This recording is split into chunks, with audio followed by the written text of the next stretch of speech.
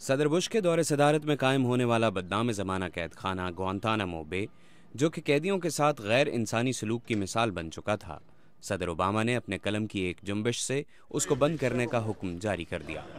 सदर ओबामा दहशतगर्दी के खिलाफ जंग लड़ने का अमरीकी तरीक़ेकार और आलमी सतह पर इंसानी हुकूक के हवाले से अमरीका की खोई हुई साख बहाल करने में ज़रा सा वक्त भी ज़ाया नहीं कर रहे।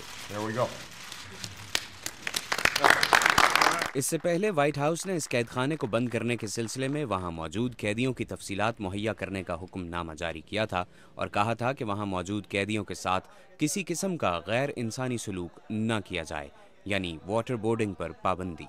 The message that we are sending around the world is that the United States हम दुनिया को पैगाम भेज रहे हैं कि अमेरिका तशद्दुद और दहशतगर्दी के ख़िलाफ़ तहक़ीक़ात करने का इरादा रखता है, मगर हम ये काम समझदारी से करेंगे। हमारा तरीक़ा कारगर होगा और हम ये ऐसे तरीक़े से करेंगे जो हमारी रिवायात के मुताबिक हो। इसी हफ्ते व्हाइट हाउस ने यह हुक्म भी जारी किया था कि ग्वांतानामो में मौजूद कैदियों के मुकदमात की सुनवाई 4 माह तक रोक दी जाए। इंसानी हुकूक के लिए काम करने वाली तंजीम ह्यूमन राइट्स वॉच की तरफ से 2009 में शाया की जाने वाली रिपोर्ट में भी ये तजवीज़ किया गया था कि अमेरिका ग्वांतानामो बे का कैद खाना बंद करके दुनिया में इंसानी हुकूक के लिए अपनी गिरती हुई साख को बेहतर कर सकता है।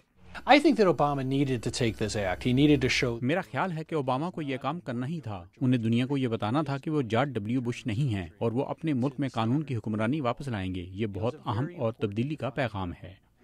सदर बराक ओबामा ने मजीद 2 हुक्मनामों पर दस्तखत किए, जिनमें गैर मुल्की दहशतगर्दों से तफ्तीश करने का तरीक़ाकार और कतर के बाशिंदे अली अलमारी की तहवील की तफसीलात जानने के लिए टास्क फोर्स का क़याम शामिल है।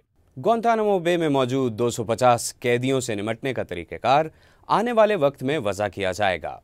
उम्मीद है कि इनमें से कुछ को या तो रिहा कर दिया जाएगा या उन पर मुकदमात चलाए जाएंगे, जबकि बाकियों को किसी दूसरी जगह मुंतकिल कर दिया जाएगा। Mohammad Atif, Urdu VOA, Washington.